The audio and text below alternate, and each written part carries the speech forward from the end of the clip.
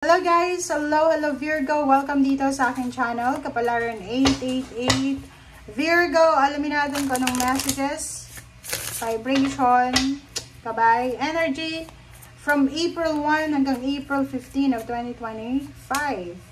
Ow! Virgo, adventure. Okay.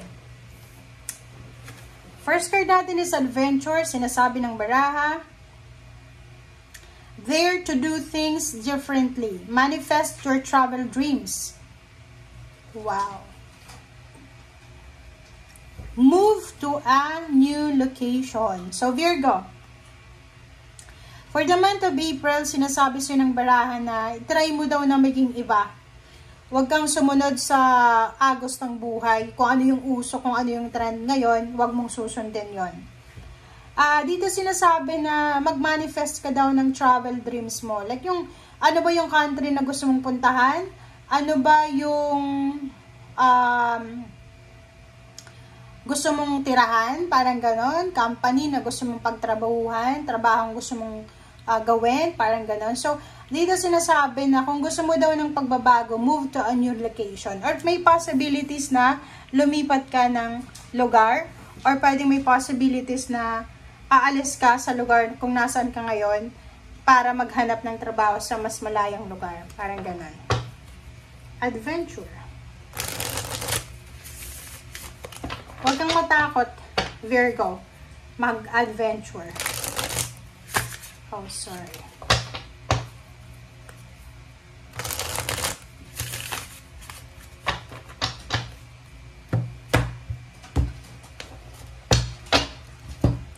Okay, first card natin is Two of Cups.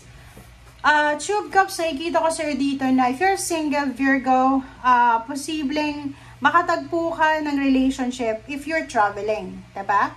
And kung ikaw naman ay in a relationship, walang masyadong problema na mangyayari sa relationship mo, going stronger, solid ang relationship. Queen of Cups, sinasabi ng baraha sa'yo dito na, yun nga, in terms of relationship, sobrang solid, sobrang stable, secured ang relationship mo. So, kontrolado mo ang emotion, ang feelings mo, ang actions mo in terms of love this month of April. Two of Wands, nakikita ko sir dito, if you're planning to travel, medyo nahihirapan ka ngayon kung ano yung gusto mong puntahan or kung saan. Kasi ang daming choices, ang dami kang pinagpipilian. Three of Wands, nakikita ko sir dito na over the month of April, naghihintay ka eh. Parang may hinihintay ka. Pwedeng 3 months naghihintay ka. April, May, June, July, parang ganon. Or pwedeng 3 months ka nang nakatambay or nakatenga. So comment down below if you resonated. But Wheel of Fortune is here. Sinasabi sa'yo dito ng Wheel of Fortune mo na the wheel is turning in favor sa'yo. Diba? So, sinasabi sir dito ng Wheel of Fortune na kung ano man tong hinihintay mo sa ngayon, it's either 3 years or 3 months ka nang naghihintay, dito sinasabi sa'yo na papabor na sa'yo yung ikot ng mundo. So, wag na wag kang matatakot, wag kang mag-alala. Spread your wings and fly away. Parang ganun ang sinasabi ng baraha.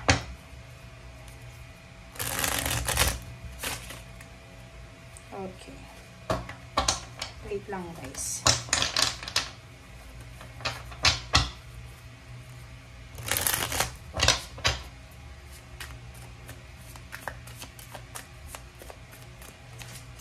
Okay, Four of Wands.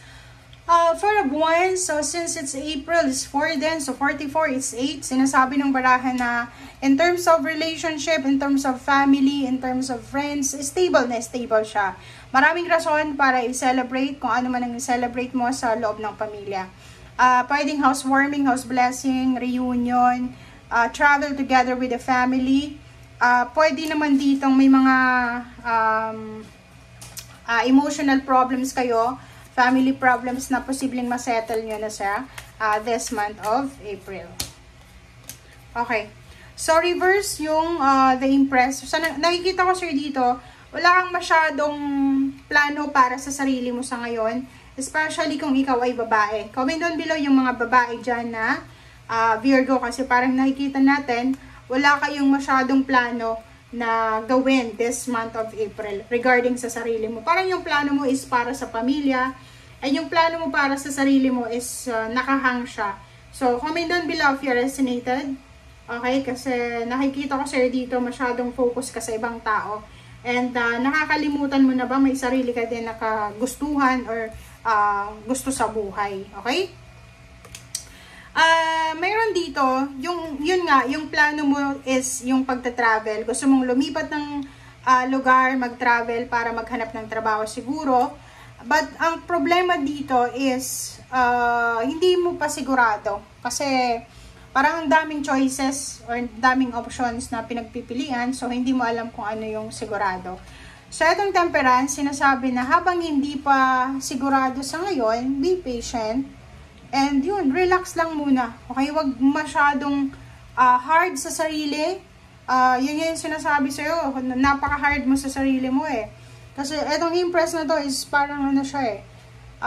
Wala kang pakialam sa sarili mo, napapabayaan mo na ba yung sarili mo, sobrang taba mo na ba, sobrang payat mo na, hindi, lalo yung mga babae dyan, Virgo, hindi ka na ba mag-beauty rest or beauty regimen or anything, so kailangan mo yan, okay?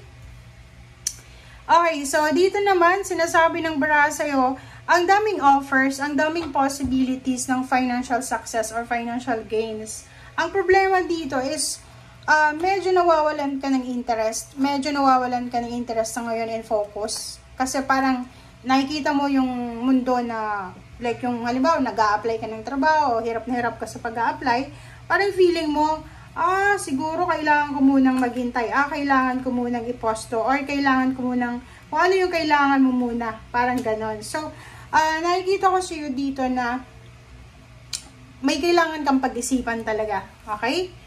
King of Swords. Sa usaping relationship, nakikita ko na moving forward yung relationship mo. Okay? In terms of money and relationship, nakikita ko sa iyo na kailangan mong mabilis na umaction ngayon. Okay? Nakikita ko sa iyo na yung mga Virgo dito, mga fresh graduate na Virgo, o yung mga Virgo na na-terminate yung contract, or yung mga Virgo na never pa silang nakapag-work, posibleng nahihirapan kayo talaga sa paghahanap ng trabaho. Ang daming kompetisyon, Sobrang daming kompetisyon. Dito sinasabi ng barahan na mahirap hanapin yung pera. Mahirap. May iba sa inyo dito na parang gusto nyo nang i-give up yung dreams nyo. But yun nga yung sinasabi sa'yo ng King of Swords na kailangan mong kumapit. Kailangan mong kumapit eh. Hindi mo dapat i-give up yung pinaka pangarap mo sa buhay dahil lang sa ang daming competition ngayon or dahil lang sa hindi pabor yung tadhana sa ngayon. Kasi ganun yung buhay eh. Plus, nandito yung Wheel of Fortune, sinasabi sa'yo na papabor sa'yo yung tadhana. So, kung i-give up mo, kung ano man itong i-give up mo, sayang. Diba? So, yan guys ang sinasabi ng baraha. Maraming salamat. Bye!